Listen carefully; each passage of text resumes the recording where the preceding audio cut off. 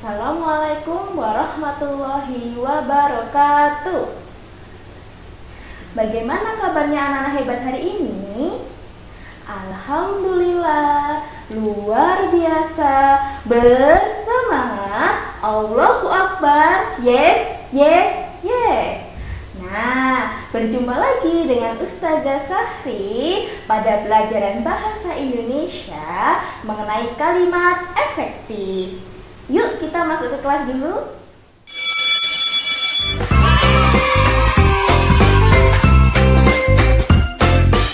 Anak-anak, hari ini kita akan belajar mengenai kalimat efektif.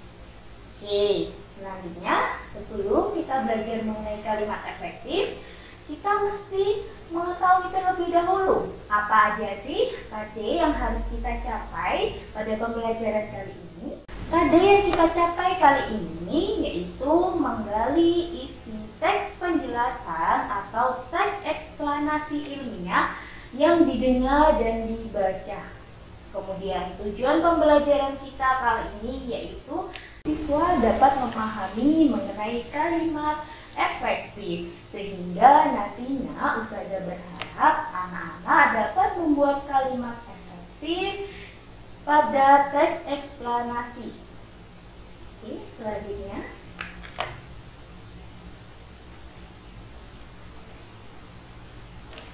kita seringkali membuat kalimat, tetapi apakah kalimat yang sudah kita buat itu sudah termasuk kalimat efektif? Nah, untuk mengetahuinya, mari kita simak penjelasan dari kalimat efektif berikut ini.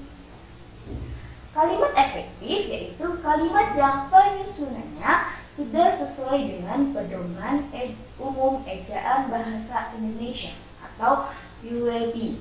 Nah, kata-kata yang terdapat dalam kalimat efektif biasanya sudah tersusun di dalam Kamus Besar Bahasa Indonesia.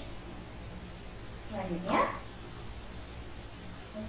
suatu kalimat bisa disebut kalimat efektif jika memenuhi beberapa syarat, yaitu yang pertama adalah lengkap.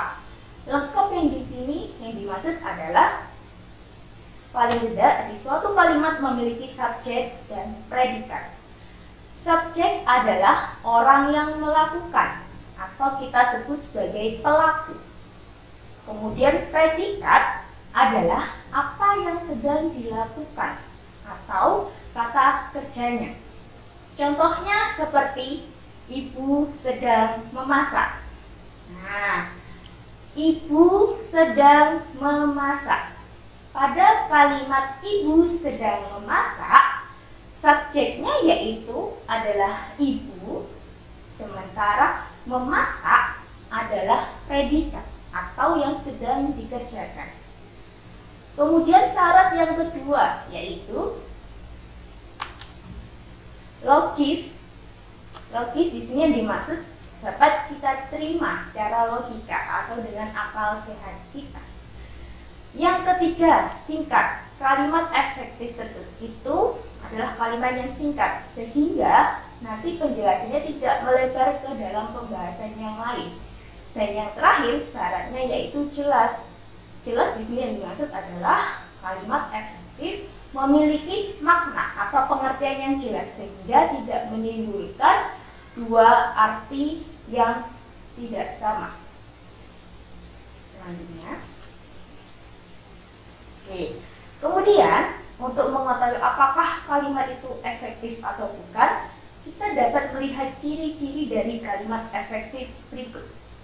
Yang pertama, menggunakan kosakata baku.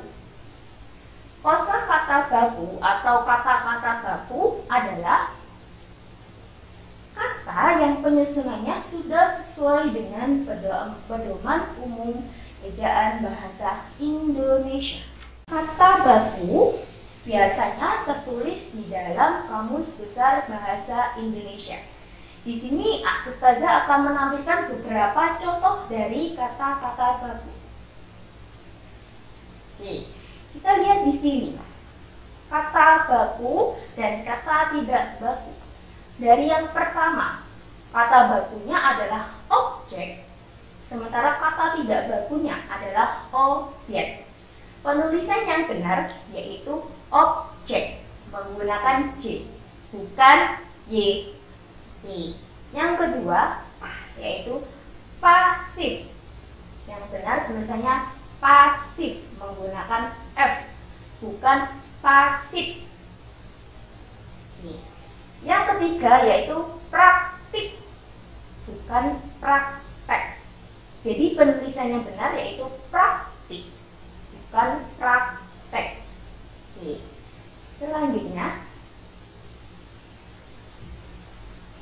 ciri selanjutnya yaitu ciri yang kedua adalah terdiri atas struktur kalimat yang berurutan dan bermakna logis. Maksudnya di sini adalah kalimat efektif ini menggunakan kata hemat, tidak menuliskan kata yang bermakna sama. Hemat di sini yaitu suatu kalimat efektif itu adalah kalimat yang tidak ada pemborosan kata-katanya dan juga tidak memiliki makna yang ambigu atau makna yang tidak jelas. Contohnya seperti para tamu-tamu duduk di kursi. Anak-anak bisa lihat di sini para tamu-tamu. Para sendiri artinya adalah banyak. Sementara tamu-tamu juga memiliki arti banyak tamu. Para tamu-tamu duduk di kursi bukan merupakan kalimat efektif karena di sini terjadi pemborosan kata. Sehingga kita bisa mengubahnya menjadi kalimat efektif dengan menuliskannya yaitu tamu-tamu duduk di kursi. Kemudian yang kedua bisa juga kita menuliskannya dengan para tamu duduk di kursi. Selanjutnya, contoh berikutnya, anak-anak coba lihat di sini. Keadaan pasar sangat ramai sekali. Apakah ini termasuk kalimat efektif? Bukan, ini bukan kalimat efektif karena di sini terjadi pemborosan kata-kata sehingga kita bisa menuliskannya menjadi keadaan pasar sangat ramai. Kita simak contoh berikutnya.